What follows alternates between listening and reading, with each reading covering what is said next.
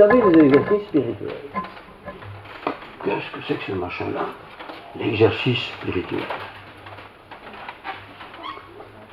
Dans l'Écriture, il ne faut même pas lire l'Écriture depuis de nombreuses années, la piété est constamment présente, s'encourager, être pieux. Mais qu'est-ce que ça veut dire être pieux?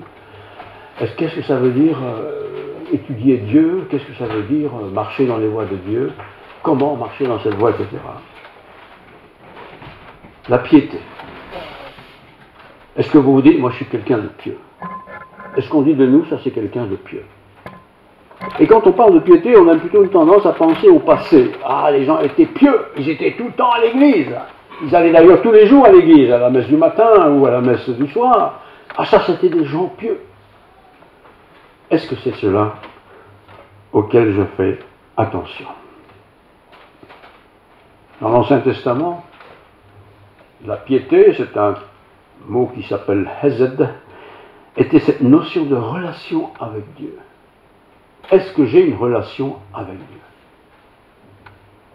Je vous lis un texte de Paul à Timothée, écoutez simplement, 1 Timothée 4, 1 à 11.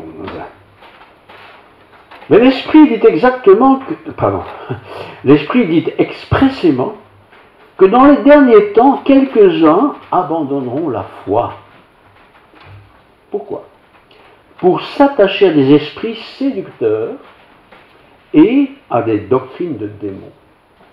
Abandonnent la foi pour s'attacher à des doctrines de démons, à des esprits séducteurs. Comment? Par l'hypocrisie de faux docteurs. Docteurs, c'est des enseignants hypocrites, portant la marque de la flétrissure dans leur propre conscience. C'est flétri, c'est abîmé, c'est moche, c'est laid. Ils parlent, ils prêchent, ils ordonnent, voilà ce qu'ils font faire, et ce qu'ils font encore de nos jours. Exemple, dit Paul, ils prescrivent de ne pas se marier, de s'abstenir d'aliments que Dieu a créés pour qu'ils soient pris avec action de grâce par ceux qui sont fidèles et qui ont connu la vérité. Tu ne dois pas manger ceci, tu ne dois pas manger cela, tu dois faire ceci, tu dois faire cela. Toutes sortes de prescriptions, et il y en a comme ça tant et plus. Car tout ce que Dieu a créé est bon. Tout ce que Dieu a créé est bon.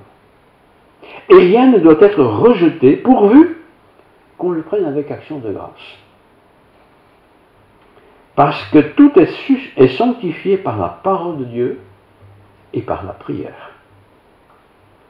En exposant ces choses aux frères, c'est Paul qui dit ça à Timothée, en exposant ces choses aux frères, tu seras un bon ministre de Jésus-Christ, nourri des paroles de la foi, de la bonne doctrine que tu as exactement suivie. Je n'oserais pas dire que je suis Timothée, j'essaie quand même de suivre la parole de Dieu. Et de temps en temps, il faut s'arrêter et profiter de l'occasion pour partager des choses qu'on ne partage peut-être pas habituellement. Repousse les contes profanes de vieilles femmes. Vous savez, dans les villages, on a les vieilles femmes qui savent tout, là, c'est comme ça, hein. Il y a souvent des choses très bonnes, mais il y a aussi parfois des choses un peu loufoques, hein. Il faut rejeter ça. Exerce-toi à la piété, c'est un exercice. Exerce-toi à la piété. Car l'exercice corporel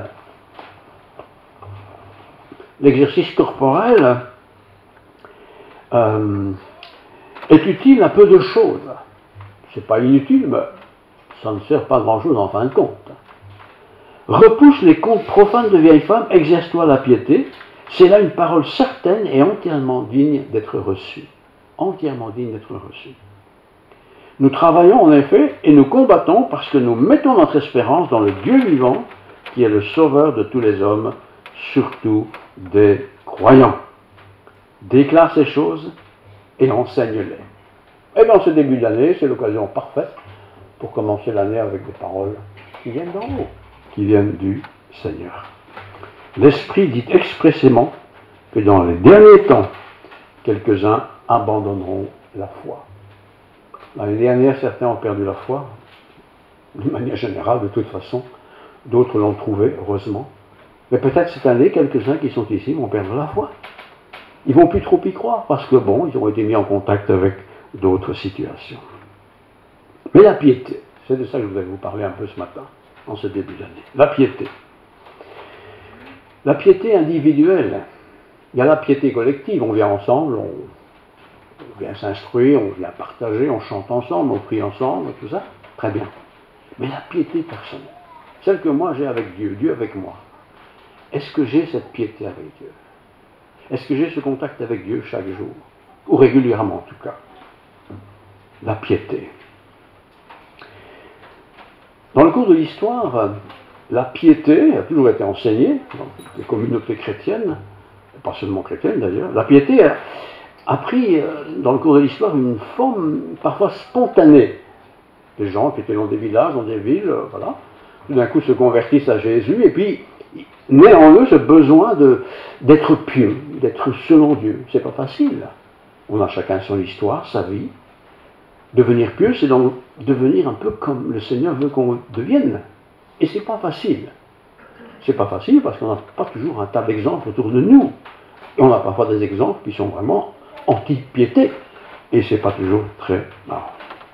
Donc, je passe toutes les histoires qu'on pourrait raconter là-dessus, parce que je n'en ai pas le temps, votre temps est déjà bien avancé. Le christianisme, dans son christianisme, a aussi pris le relais de la piété. La piété, dans toute l'histoire de l'humanité, existe.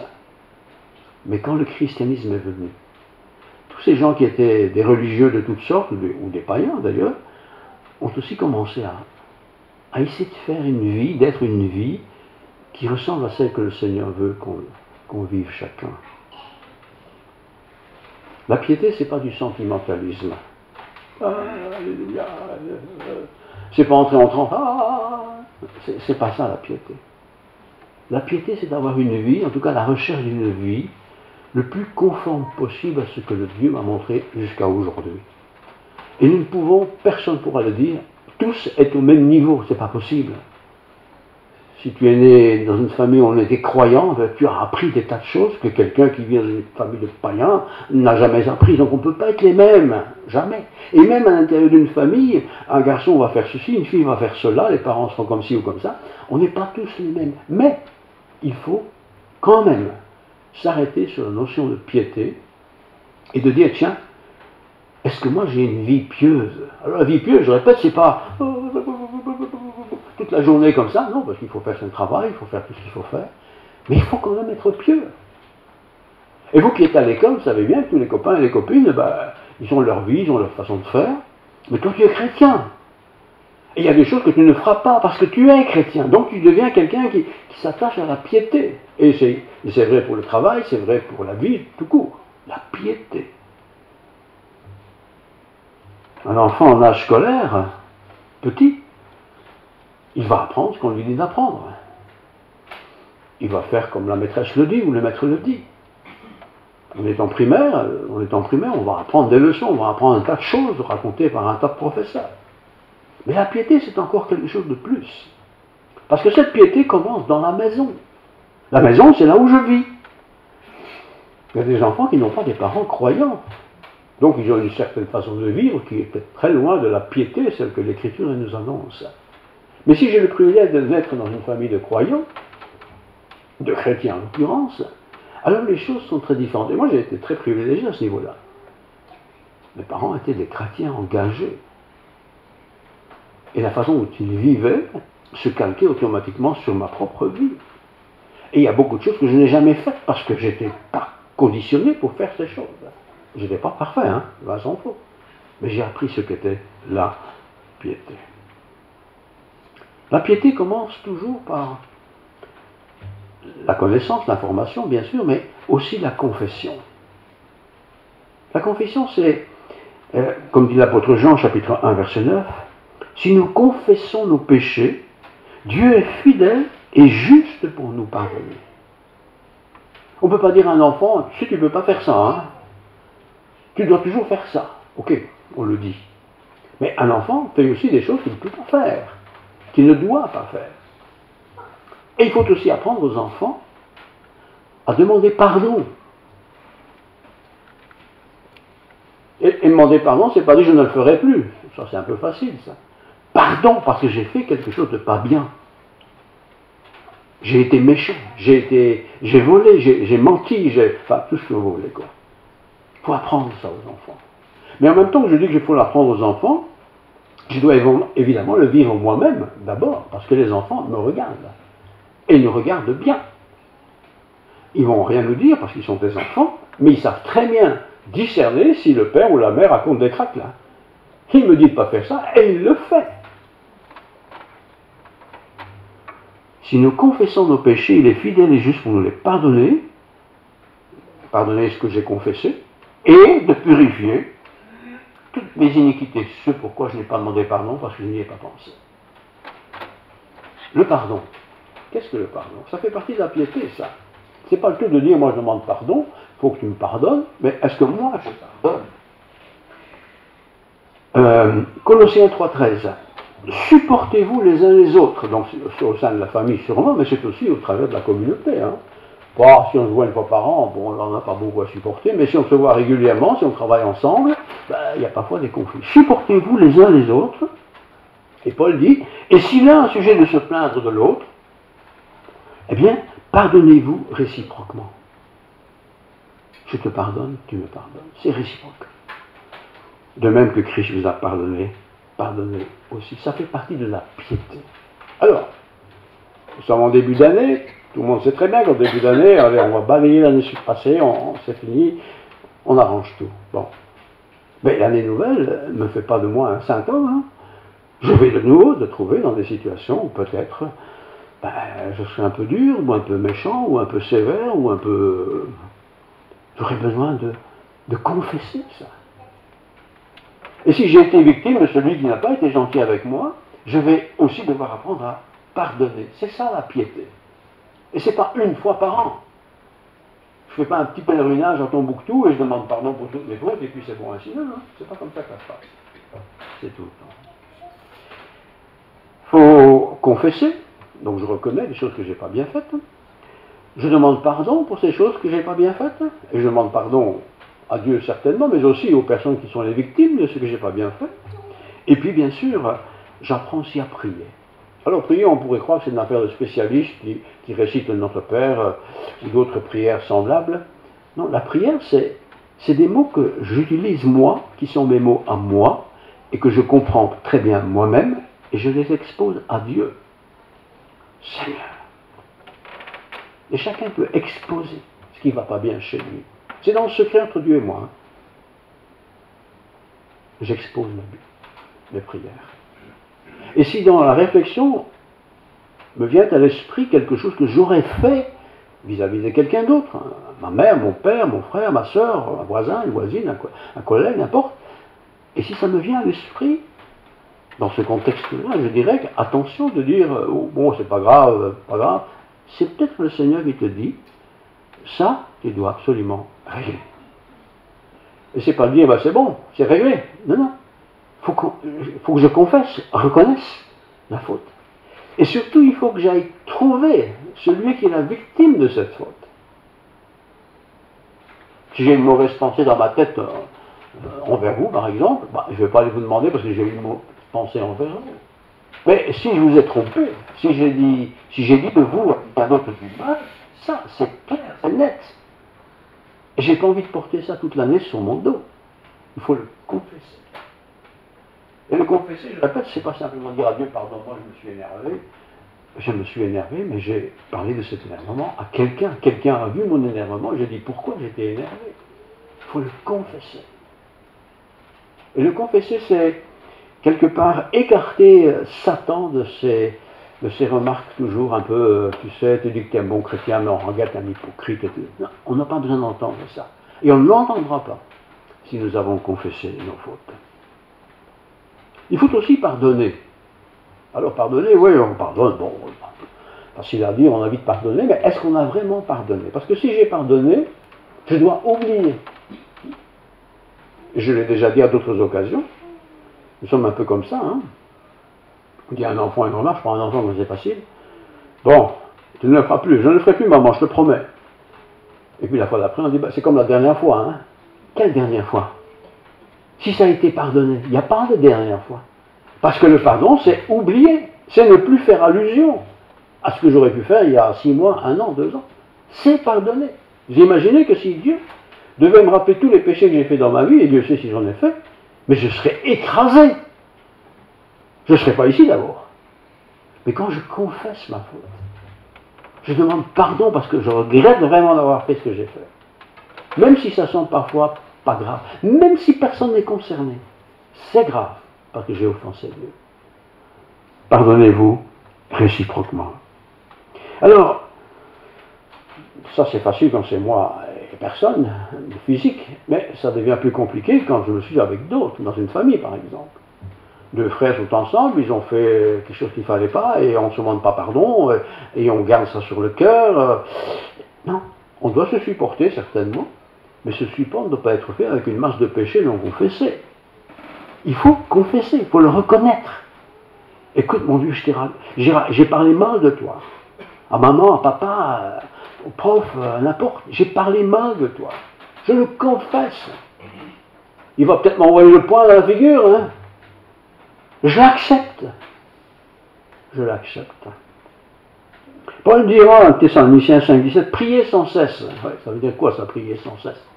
Ça ne veut pas dire être occupé à prier pendant 24 heures. Mais prier sans cesse, c'est utiliser la prière sans vous gêner, quoi. J'ai besoin de savoir. Nous avons besoin de savoir. Si cette année est une année qui commence bien, ou tout ce qui a été fait avant, qui n'était pas bien, est effacé. Si vous ne l'avez pas fait, faites-le. Pour être débarrassé de ça. Priez sans cesse. L'important aussi pour être quelqu'un qui vit bien cette spiritualité de piété, c'est la méditation. Nous ne sommes plus une société où on médite. Il y a des époques où les gens méditaient. Il n'y avait pas beaucoup de possibilités autres que de penser à autre chose qu'au travail. On allume la télé, on regarde la télé pendant 3 heures, et puis on va coucher, et puis bon, on ne médite rien du tout. Mais la méditation. Le culte est important. Parce que le culte, on s'arrête un peu de la vie courante, on n'a pas de télé ici, on est ensemble, on chante et tout ça. Et puis on médite aussi ce qu'on a entendu. On entend tous la même chose, mais on ne va pas tous retenir la même chose. Mais quelque chose nous parle. Et cette chose qui m'a parlé, je vais la méditer, je vais y réfléchir pendant la semaine par exemple. Tiens, il a dit ça, on a lu ça, est-ce que j'en suis, où est-ce que j'en suis, qu'est-ce que je fais, comment je suis? On médite. Et dans la méditation, on est un peu dans la relation avec Dieu, et Dieu, par son Esprit Saint, nous dit oui, là, il y a un progrès à faire. Là, il y a un petit effort à ajouter à tes décisions. La méditation est importante. Alors la méditation, c'est pas se trouver là et hop, sortir du sol comme dans un livre de Tintin. On n'est pas là pour ça, mais on médite. Ne lisons pas simplement la Bible, j'ai lu 3 versets, ça y est, c'est bon. Oui, c'est très bien, mais méditer.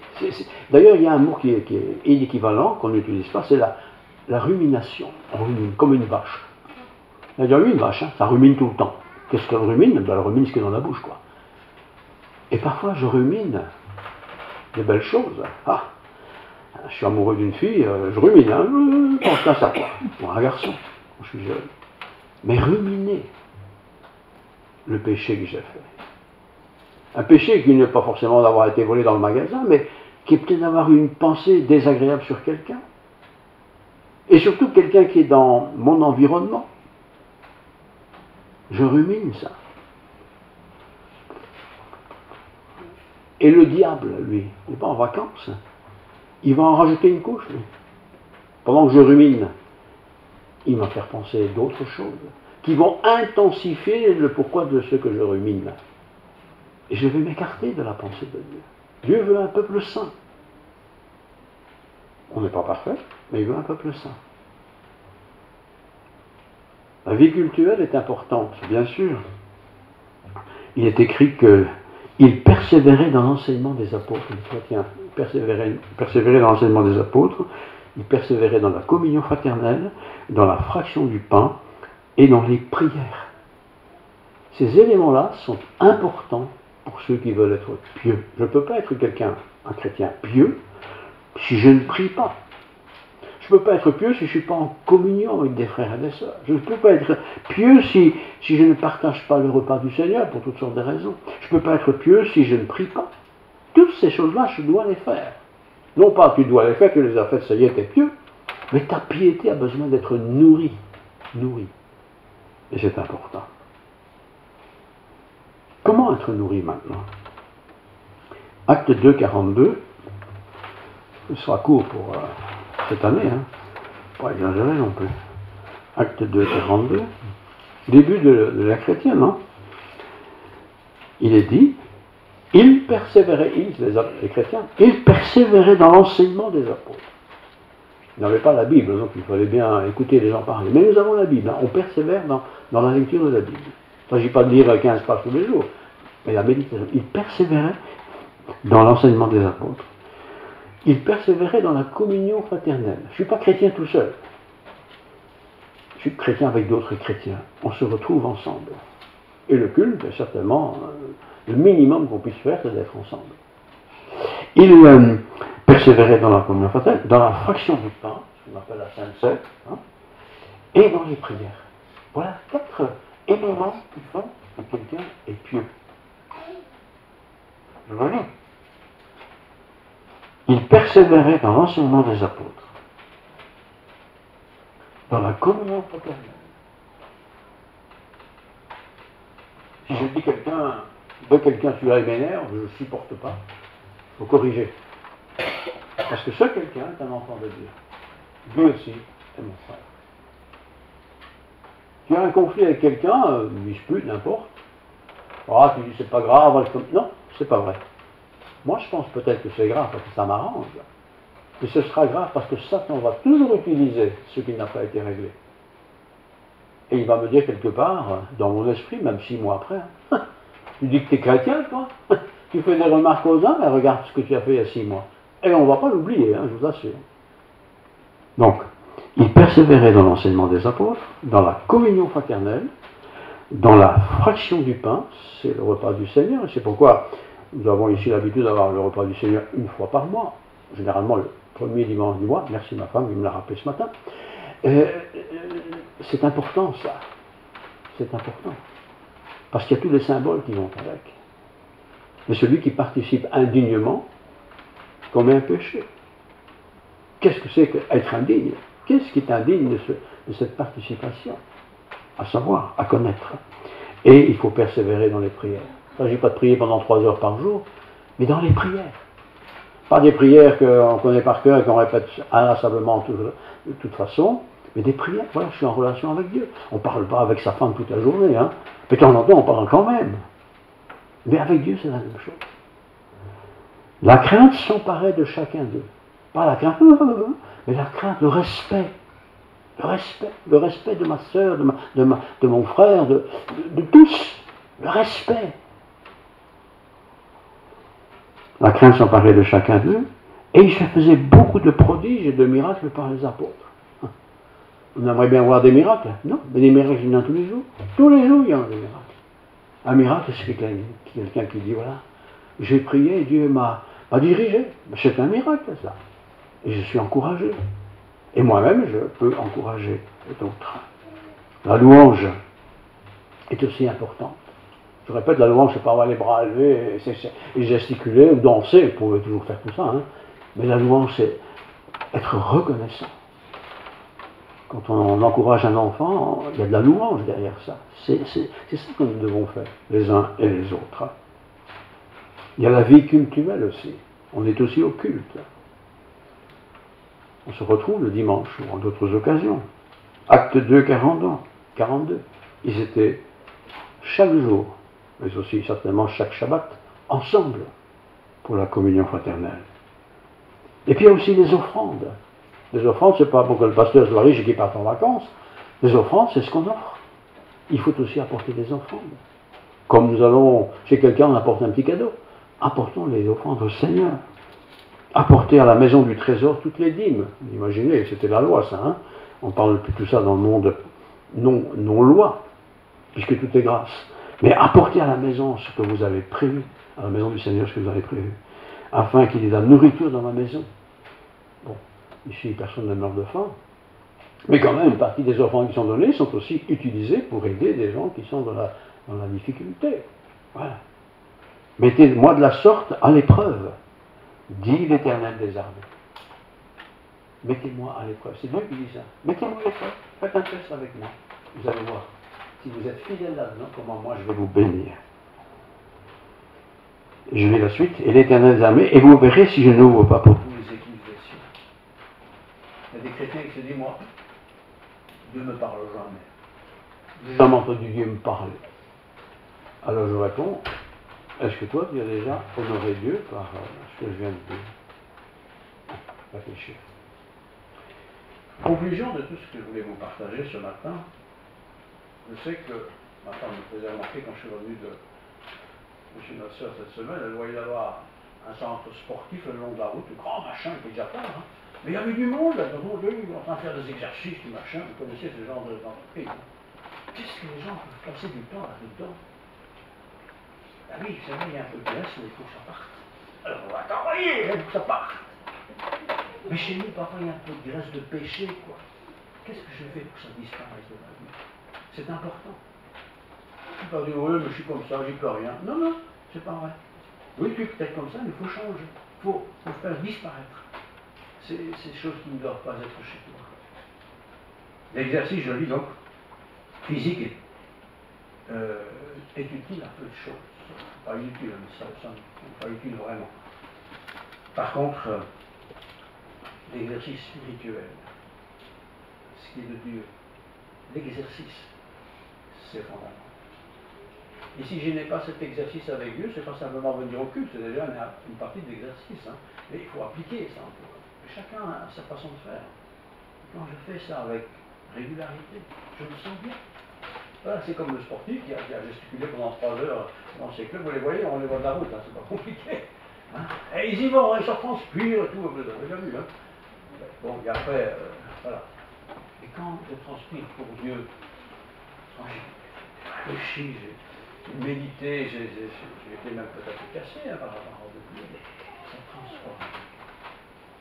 L'exercice est utile à peu de choses. Nous avons certainement à progresser dans ce domaine. Dans la vie chrétienne, d'une manière générale, les exercices physiques sont les bienvenus, pas de problème. Mais l'exercice spirituel, c'est important. Je résume tout ce que je viens de dire. Un des éléments de l'exercice spirituel, c'est la confession. En Jean 1, si nous confessons nos péchés, Dieu est fidèle pour nous les pardonner, ce qu'on a confessé, et pour nous purifier de toute iniquité. C'est pourquoi je n'ai pas demandé pardon. Je l'ai oublié. C'est important pour moi. Sanctifiez avec moi. Le pardon. Supportez-vous les uns les autres. Et si quelqu'un a sujet de se plaindre de l'autre, je cite, hein, Colossiens 3,13, pardonnez-vous réciproquement. Il m'a offensé aujourd'hui, c'est vrai, j'ai été offensé, mais je lui pardonne. Peut-être c'est demain, moi qui vais l'offenser, je me pardonnerai aussi. C'est important. Si je dis non, je ne pardonne pas, tant pis pour lui, il n'en fera pas, ça n'ira pas. Ça n'ira pas du tout. La prière, c'est pas prier pendant 1 heure. La prière, c'est parler avec Dieu. Et je peux prier 50 fois par jour. Hein. Chaque fois que je pense à Dieu, je prie quelque part. Prier. Communiquer avec Dieu. En même temps que je communique, j'écoute Dieu qui me répond. Comment me répond-il? Parfois par les circonstances, parfois par une lecture, parfois par quelque chose qui me revient à l'esprit, ou simplement parce que je lis sa parole. La piété, c'est aussi la méditation.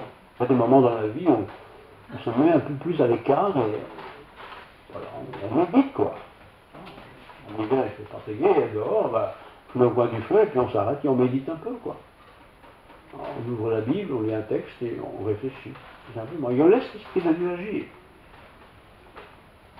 Le christianisme a repris toutes ces choses à son compte. Et nous aussi, nous sommes invités à le faire. L'exercice spirituel doit faire partie de notre vie. Alors, bien sûr, certains diront, ben, ça c'est un peu compliqué quand même. Je ne suis pas habitué à ça peut-être, mais c'est l'occasion de commencer. Début d'année, on prend des décisions. Prenez du temps chaque jour pour être dans la présence du Seigneur. Il ne s'agit pas de dire je suis 1 heure en train de prier, il ne faut pas exagérer. Voilà, mais prenez du temps.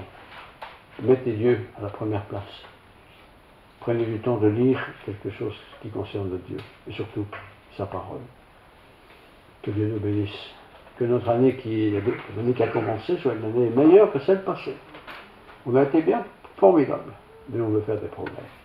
Prions le Seigneur. Seigneur, la piété humaine est utile à peu de choses, mais en fait l'exercice humain est utile à peu de choses. Mais la piété est utile à tout.